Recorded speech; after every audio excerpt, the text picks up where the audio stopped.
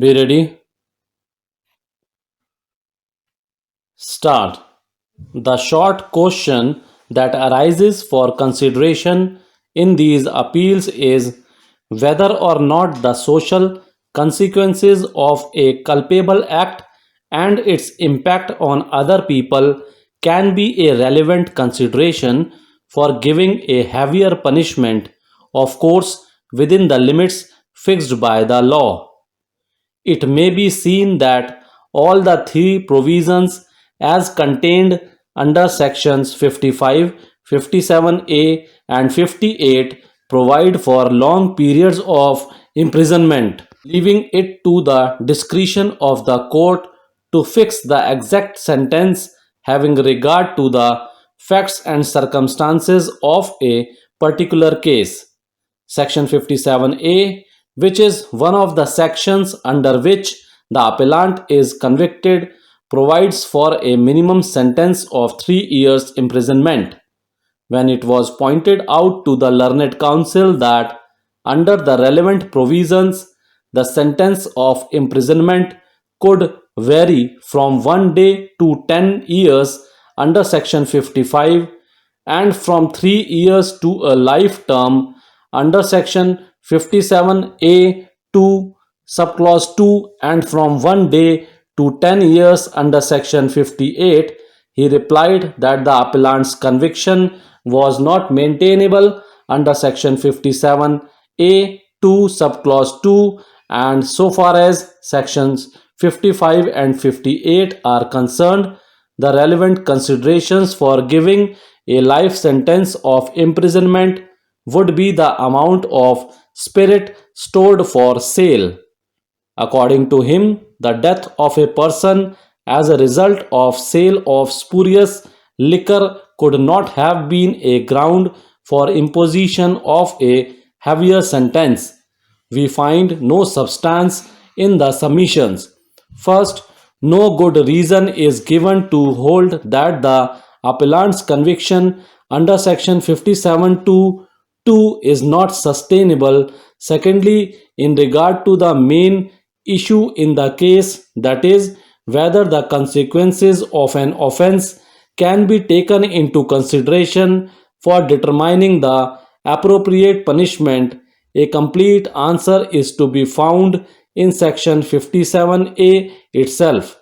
Under section 57A, the adulteration of liquor or the omission to take reasonable precaution to prevent the mixing of any noxious substance with any liquor are made offenses, and then different sentences are provided in clause 1, 2, and 3 depending upon the different consequences resulting from the offense.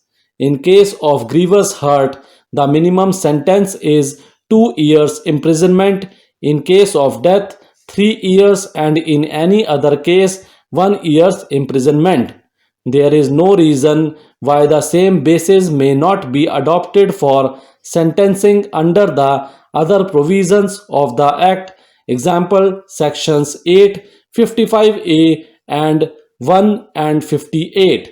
Giving punishment to the wrongdoer is at the heart of the criminal justice delivery, but in our country, it is the weakest part of the administration of criminal justice.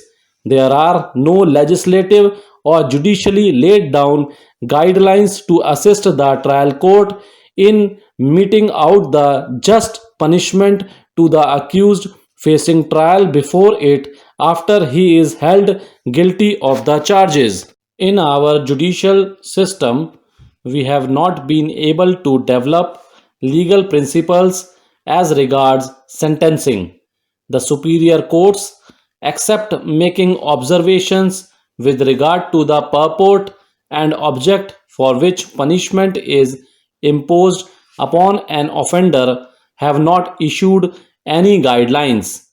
Other developed countries have done so. At some quarters, serious concerns have been expressed in this behalf. Some committees, as for example, Madhava Menon Committee and Malimath Committee, have advocated introduction of sentencing guidelines. Nonetheless, if one goes through the decisions of this court carefully, it would appear that this court takes into account a combination of different factors while exercising discretion in sentencing, that is, proportionality, deterrence, rehabilitation, etc. In a proportionality analysis, it is necessary to assess the seriousness of an offense in order to determine the commensurate punishment for the offender. The seriousness of an offense depends, apart from other things, also upon its harmfulness.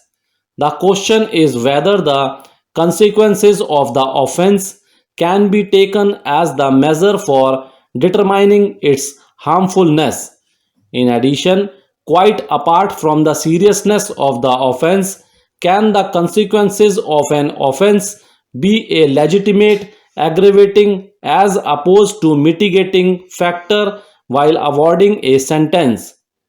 Thus, to understand the relevance of consequences of criminal conduct from a sentencing standpoint, one must examine 1. Whether such consequences enhance the harmfulness of the offense, and 2. Whether they are an aggravating factor that need to be taken into account by the courts while deciding on the sentence. Here, it needs to be noted that one major difference between production stroke sale of spurious liquor and drug trafficking is that in the case of spurious liquor, the consumer does not know what he is consuming, whereas in the case of drugs, the consumer, at least in the initial stages, knowingly and voluntarily chooses to consume the drugs. Thus, where it is known that driving dangerously or under the influence of alcohol creates risk for the safety of others, there would be a greater emphasis on resulting death while determining the sentence. Thank you.